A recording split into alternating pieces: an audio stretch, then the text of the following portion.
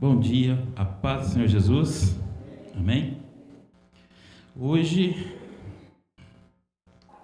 Deus me incumbiu de estar trazendo a palavra. O pastor ouviu a voz de Deus e falou: é o Edson hoje. Então vamos lá. A gente tenta ficar o mais calmo possível aqui em cima, mas vamos lá. Abre aí em Gênesis. Eu vou usar uma história bem conhecida. Oi? A minha Bíblia está aqui hoje. Você não esqueceu, não? Falei que eu perdi minha Bíblia, olha só. Vou pedir para o David colocar aqui também. Coloquei. Obrigado, David. Eu vou estar falando sobre uma história conhecida, a história de Agar. Todos conhecem aí, né? Gênesis capítulo 21.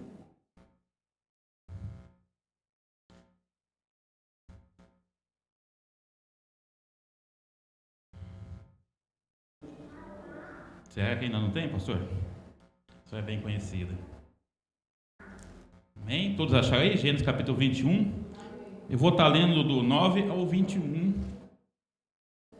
Acho que deve estar travado ali, mas tudo bem. Vamos lá. Vamos estar lendo para adiantar aqui. E viu Sara que o filho de Agar, a egípcia, tinha dado a Abraão, zombava. E disse a Abraão: ponha fora essa serva e seu filho, porque o filho dessa serva não herdará com Isaque, meu filho. E pareceu essas palavras muito má aos olhos de Abraão, por causa de seu filho. Porém, Deus disse a Abraão: não pareça mal aos teus olhos acerca do moço e acerca da tua serva. Em tudo o que Sara te disse, ouve a sua voz, porque em Israel será chamado a tua descendência. Em Isaque, desculpa. Porque em Isaque será chamado a tua descendência. Mas também o filho dessa serva farei uma nação, porquanto é tua descendência. Então levantou Abraão pela manhã, de madrugada, tomou o pão e o odres de água e os deu a Agar. Põe-o sobre o seu ombro. Também lhe deu o menino e despediu-a. Então ela partiu, andando errante no deserto de Betseba. E, consumida a água do odre, lançou o menino debaixo de uma árvore e foi assentar-se em frente, afastando-se à distância de um tiro de arco, porque dizia: que eu não veja morrer o menino. E assentou-se em frente e levantou a sua voz e chorou. E ouviu Deus a voz do menino, e brandou o anjo de Deus a Agar desde o céu e disse: levante-te, Agar, não tema, porque Deus ouviu a voz do moço desse lugar onde está. Ergue-te, levante o moço, pegue pela mão, porque dele farei uma grande nação. E abriu-lhe Deus os olhos e viu um poço de água, no qual foi encher o odre de água e deu de beber ao moço. E era Deus com o moço, que cresceu e habitou no deserto, tornando-se flecheiro, e habitou no deserto de Pará. E sua mãe tomou-lhe uma mulher da terra do Egito. Amém? Então é sobre isso que eu quero falar com você hoje, quero ministrar para vocês hoje o que Deus ministrou no meu coração. Eu quero falar sobre Betseba, esse deserto. Porque Agar, nesse momento, ela recebeu de Abraão a liberdade, vamos dizer assim. Nesse momento, ela passa de ser escrava e vai se tornar livre. Tá? Então ela recebe a carta de euforia. E recebe o filho também, que não era dela. Por isso que fala assim, e deu-lhe o filho. Porque quando o filho deixou de mamar, já não estava mais com ela. Estava com a Sara. Porque ela é escrava. Lembra disso? Que ela é escrava? E é assim que Satanás faz. Faz a gente passar pelas dores, pelas dificuldades e fica com a nossa alegria. Porque quem andou com a alegria de ter um filho foi Sara. Como mãe, para lá e para cá. Mas quem passou pelo parto, passou pela dor, passou pelo amamentar, foi Agar. Então por isso que eu falo nesse momento que Abraão deu o menino de volta a Agar. Tá bem ali, deu de volta. Deu a carta. Então agora ela passa a ser livre.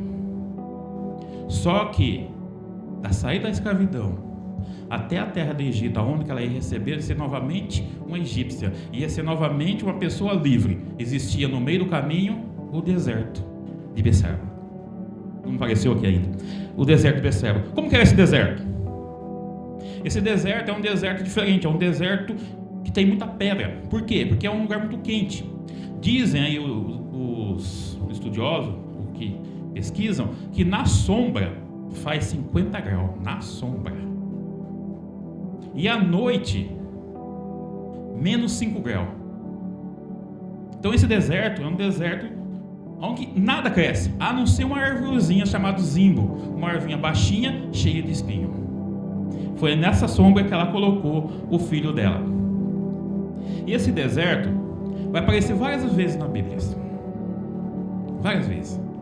Vai aparecer lá em Jacó, que Jacó para sair da casa dele, fugir do irmão, tem um deserto de Beceba no meio do caminho, que ele tem que passar aí. Tanto é que ele dorme nesse deserto e acorda de manhã dizendo aqui, verdadeiramente, esse lugar é a casa de Deus. Por quê? Porque ele vê uma escada ligando o céu e a terra, e os anjos subindo da terra para o céu e descendo do céu para a terra. Também você vai ver esse deserto de Beceba lá, aí já vai passar quase 2000 anos, 1700 e poucos anos lá na frente, com Eliseu.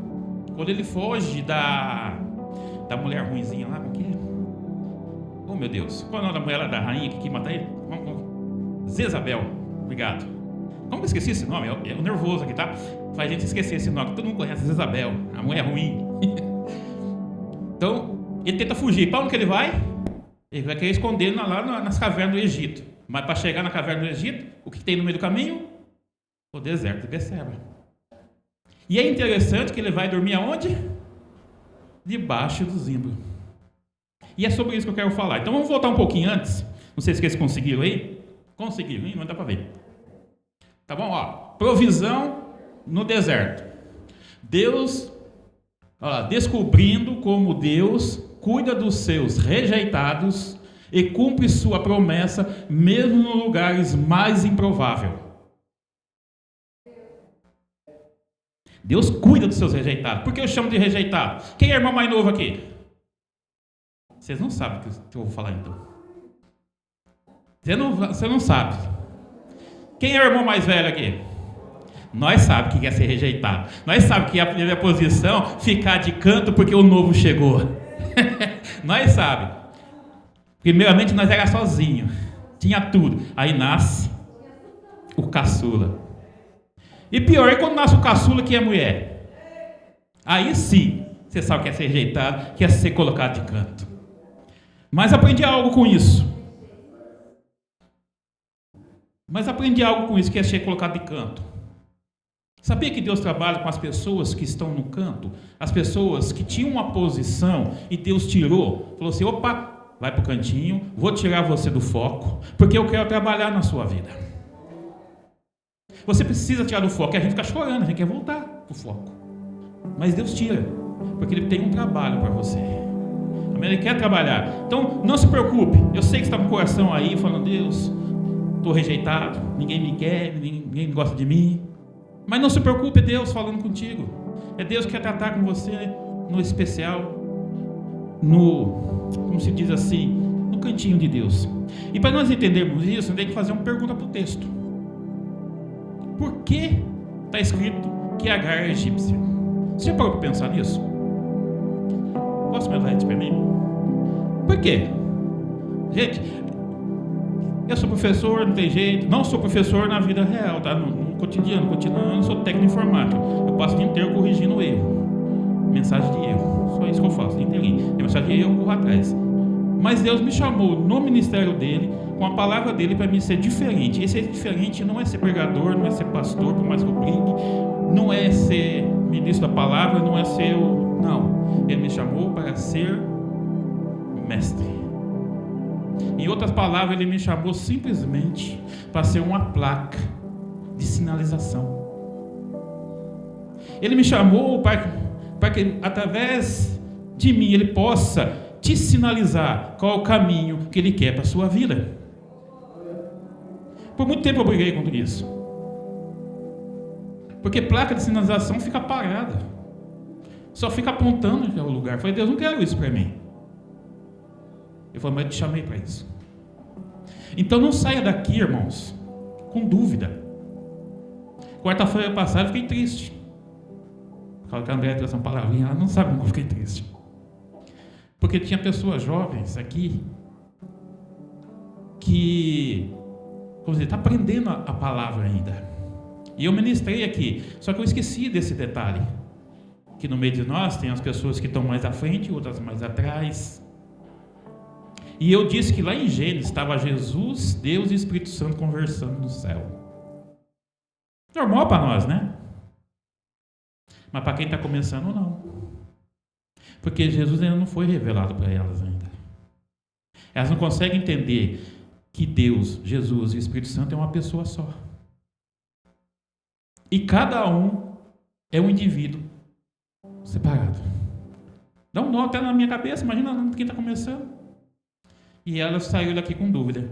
Mas Jesus estava no Éden. Você entende? Como que é uma placa de sinalização? É como você pegar um mapa, estudar o mapa e não entender o mapa. Você se perde. Então Deus me chamou para isso. E algo me chamou a atenção, que ela é egípcia. Eu até anotei. Vou até ler aqui para você. Agar, a escrava egípcia. Está escrito bem aí na sua Bíblia. Mesmo sendo o Egito a potência mundial da época, Agar tornou-se escrava de Sara, uma mulher nômade. Você sabe o que é nômade? Isso, não sei falar direito, tá? Por isso que eu falei, foi Deus que me chamou para ser professor. É nômade, esse negócio, vai tratar minha língua, vai ter jeito. O que é isso? É alguém que não tem um lugar fixo, não tem casa. Mora em barraca, porque é fácil montar, desmontar. Hoje eu estou aqui, amanhã eu estou lá, estou cá. Só que ela tem uma escrava, que é Egito. Egito é a maior nação da época, é uma potência. Foi lá que construiu a pirâmide, que até hoje a turma discute como que foi construído aquilo. Eu já vi colocar mamute erguendo aquelas pedras. Eu já vi eles colocar aqueles homens fortes, musculoso, puxando lá as alavancas para erguer aquelas pedras. Porque eles não conseguem entender, como eu e você entendemos, na verdade. Porque Deus revelou como foi construída a pirâmide. Qual foi o castigo que o faraó deu para os israelitas quando achou que tinha muito israelita na terra? Foi tirado do meio do barro. Esqueci o nome, né? Trigo, né? Que fazia a liga. Ou seja, a pirâmide foi construída do mesmo jeito que a gente constrói nossas pontes hoje, através de concreto. Então, para pôr aquelas pedras lá, não foi muito difícil. Eles levaram em balde, carregaram, fizeram um molde e construíram aquelas pedras gigantes que estão lá até hoje. Porque era o cimento da época. Tá vendo como é fácil? É só ler. Esses dias eu peguei no jornal dizendo assim, Jules Fervan, sabe quem escreveu A Viagem no Centro da Terra? Estava assim na reportagem. O Jules Fervan tinha razão. No centro da Terra, os cientistas descobriram água. E eu falei, esses caras não lêem Bíblia, não? Está escrito lá em Gênesis. Que a água veio do céu e das profundezas da terra. Foi o dilúvio. Então está tudo escrito. O que nós precisamos entender é que a leitura não é fácil. Porque a gente foi numa cultura que acha assim, que aprendeu a ler, já sabe interpretar. Ler uma coisa, fazer com que o texto trabalhe dentro de você e você fazer parte do texto é outra coisa completamente diferente. A escola nos ensina a identificar as palavras, a ler, mas não nos ensina a interpretar o texto, a entrar no texto, fazer parte do texto e perguntar: por que isso está aqui? Por que isso não está assim? Eu diria assim, por que está dizendo assim? Então essa palavra egípcia me chamou a atenção. Eu queria saber por quê.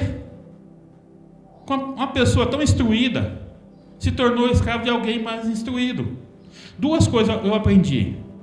Que Deus disse, lá quando nasceu os gêmeos, que o mais forte ia ser escravo do mais fraco.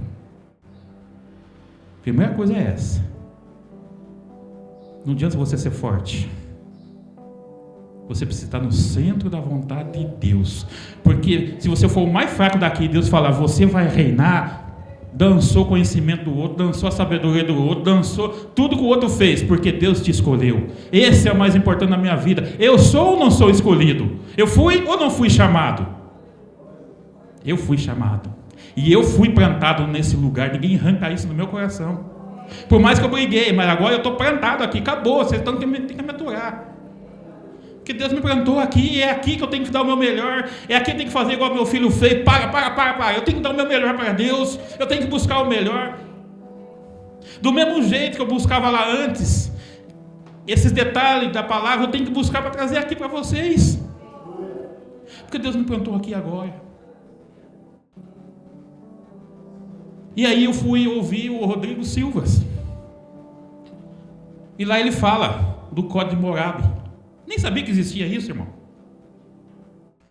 Código de Morabe é uma pedra onde está a primeira lei da civilização. Foi escrito pelo seu rei Morabe, nessa época de Agar. Deus não tinha nem dado os mandamentos para Moisés ainda, não tinha nada ainda, mas já existia o Código de Morabe. E lá nesse código está dizendo o seguinte: se um homem morrer endividado, o devedor tem direito de pegar posse desse homem, ou seja, a casa, o que tiver, posse. Mas se ele não tiver posse, o filho dele se tornará escravo desse devedor. Quem deve é devedor, quem recebe é o quê? Credor. Então ele vai se tornar escravo. Mas se ele não tem posse e não tem filho, quem dançou? A esposa. É por isso que Agar está como escrava aí.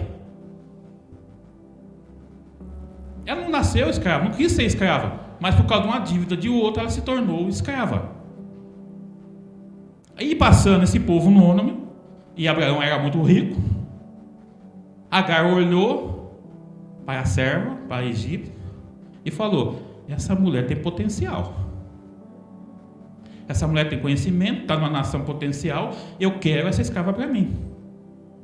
E Abraão comprou Agar. E a palavra diz que colocou Agar dentro da casa. Não comprou a escrava para ficar no campo, sofrendo lá fora. Não, colocou dentro de casa, porque ela tinha potencial, tinha conhecimento. Sabe o que Deus falou para mim?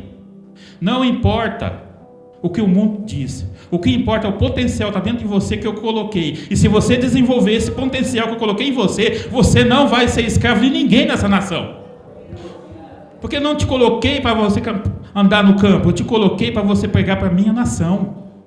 Mas você precisa desenvolver esse potencial, porque é isso que o diabo está de olho em você. É no seu potencial, no seu conhecimento. E essas duas mulheres passam a morar na mesma tenda. Passa o próximo para mim. Ela passa a morar na mesma tenda. Agar. Não, volta.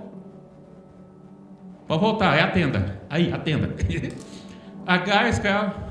Já estava, desculpa. Fui eu que errei. Então ela passa a morar dentro da tenda junto com a esposa. de Abraão. Aí você conhece a história, né? Deus falou que Abraão era pai de nação. Imagina você viver com 99 anos sendo chamado de pai. Pai do quê? Não, mas Deus falou que você é pai, eu sou pai. 90 anos sendo chamado de Abraão, que Deus mudou o nome. Pai de nação, pai de muitos. E não é. Então Sara tem a grande ideia. Agar vai ser mãe, vai dar luz, e eu vou ser mãe. É igual barriga em algum lugar hoje. A gente critica tanto isso, né? A gente critica tanto ao que lê isso. Mas você tem barriga do aluguel, irmão. É a mesma coisa. Eu pago para você dar a luz, mas o filho é meu. É a mesma história. Então ela faz tudo isso, só que aí acontece o quê? Um milagre. Uma mulher com mais de 90 anos e um homem com mais de 90 anos se torna pai e mãe. Até hoje, não tem nada relatado que uma mulher de 90 anos engravidou. Não tem como, irmão. Não tem mais nada no outro com 90 anos. O homem 99, que isso? Nem nadar mais nadava os bichinhos, acho que nem tinha mais bichinho para nadar, já era. Sabe por que Deus esperou todo esse tempo? Para mostrar que o milagre de Israel era de Deus. Não tinha interferência humana, não tinha como. Eu escolhi e eu revelo a hora que eu quero, é isso que Deus está falando. Eu te escolhi e vou revelar o que você vai fazer na hora que Ele quer. Mas até você descobrir o que Deus quer para você, da onde você está e chegar ao que Deus quer para você, o que tem no meio do caminho? O deserto de Beceba. Não tem como. Ali vai ser revelado. Ali é a sua pátria. Ali é você. Mas no meio do caminho tem o deserto de Beceba. E que a gente encontra no deserto de Beceba? No deserto de Beceba a gente vai encontrar uma arvinha chamada Zimbro. O símbolo de esperança. Pode voltar, pode passar mais. O zimbro, o símbolo de esperança. Porque se a gente lê o texto, a gente acha que Deus foi ruim. E Agar também achou. Me sentou lá e começou a reclamar. Pode ver que ela achou ruim. Se fosse para morrer no deserto, por que ele não deixou morrer como escrava mesmo? Não deixou morrer ali com Abraão? Para que tirar daquele conforto, tudo certinho ali, para morrer no deserto? E é assim que a gente faz com o nosso chamado. Você pensa que não? Quantos empresários entram aqui, se converte, perde tudo. Você acha que não reclama? Você acha que a água e o óleo, que a provisão humana que Abraão deu conta? Não. É assim que andar 120 quilômetros no deserto de Beceba. 10 quilômetros, acabou a água, acabou o pão, acabou tudo. É assim na nossa conversão. A gente desce essas águas aqui com a maior alegria. Eu tirei foto, eu fiz convite, botei foto, contei para todo mundo que a partir de agora eu sou crente, porque eu estava cheio da água, da provisão humana. Mas no meio da caminhada, sabe o que aconteceu? Acabou.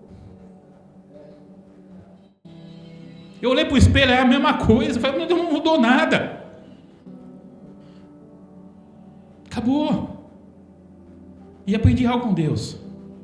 Você só vai ter tudo de Deus quando você começar a fazer as coisas certas e deixar de fazer a errada. Porque a gente está desperto com Deus. A gente vem para a igreja, Deus nos converte, a gente começa a caminhar, a gente começa a fazer tudo certinho. Opa, Deus aqui é certinho, aqui é certinho, aqui é... Só que a gente não deixa para lá o errado, continua colocando um erradinho ali no meio, porque sempre deu certo até agora. Para que eu vou deixar de fazer? E com Deus não é assim, você tem que fazer o certo e deixar o errado. E o deixar o errado que é a coisa mais difícil. Deixar o errado é deixar a sua consciência. Deixar errado é aquilo que você tem certeza que dá certo. Deixar errado é deixar tudo que você confia para lá, para confiar num pé de zimbro. Que quando você bate o olho nessa árvore, você só vê espinho, só vê pouca sombra. Só que eu tenho uma mensagem para você de Deus. Nesse deserto de Beceba, tem zimbro para você, tem um lugar de descanso, tem uma sombra. Tem um lugar onde que Deus manda anjo para te servir. A gente tem que parar de olhar para os espinhos, irmãos. Passa mais um. Vai passar. Tem que parar de olhar para os espinhos. Porque para nós era a pior coisa ir para o deserto. Mas para Deus era a oportunidade de Sara dar a carta de alforria da liberdade para Agar. Talvez hoje está sendo um deserto na sua vida. Talvez hoje as dificuldades estão te questionando. Para de olhar para o espinho. Vou olhar aqui para você.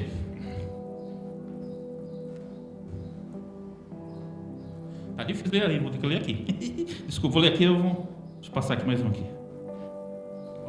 Lições para a nossa jornada. Olhe além dos espinhos.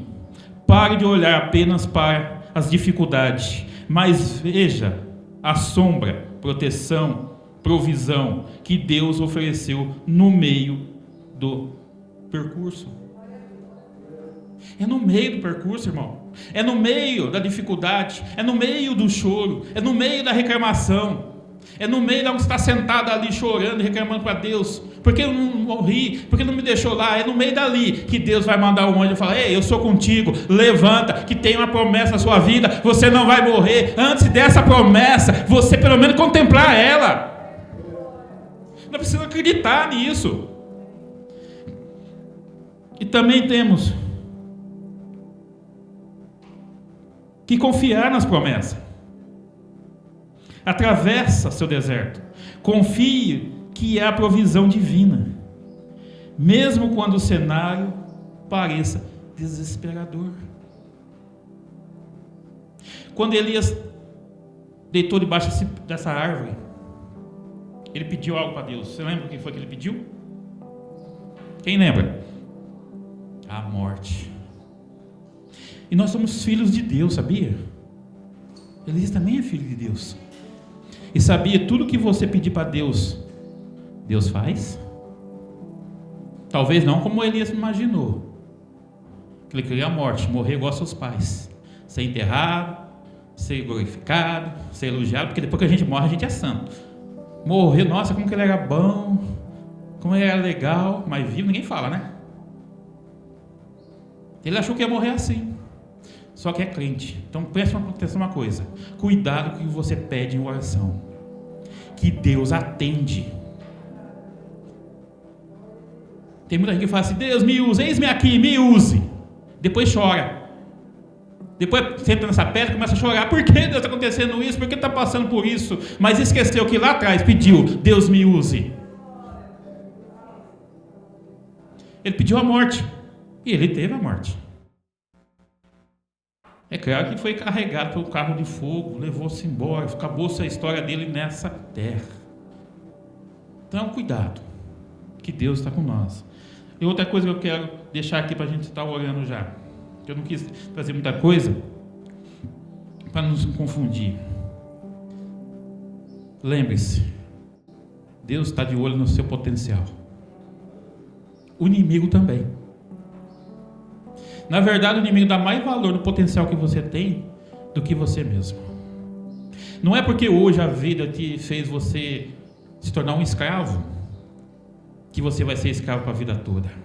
Existe um Deus que ainda pode fazer o impossível no meio do impossível. O possível no meio do impossível. Eu não sei como ele vai restaurar, como que ele vai fazer, o que ele vai fazer, eu não sei. Eu só posso profetizar dizendo que um pé de zimbro existe no meu caminhar. A provisão de Deus está ao meu favor. Está a seu favor. Eu ainda vou ouvir o anjo dizer: beba dessa água, coma desse pão, porque a sua caminhada ainda é longa.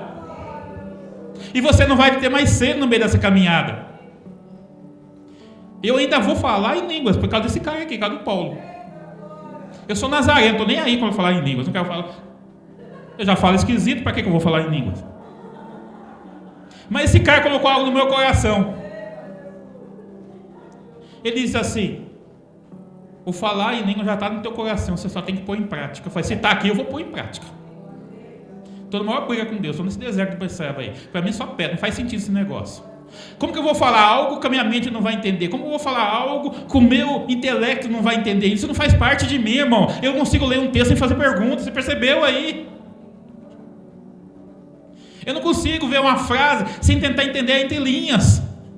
Faz parte de mim. Agora eu vou falar uma língua que eu não entendo, uma língua que eu não sei, e vou falar para outro que vai traduzir o que eu falei? Não, não faz sentido, Deus. Não vai ser nem eu que vou traduzir. Culpa dele.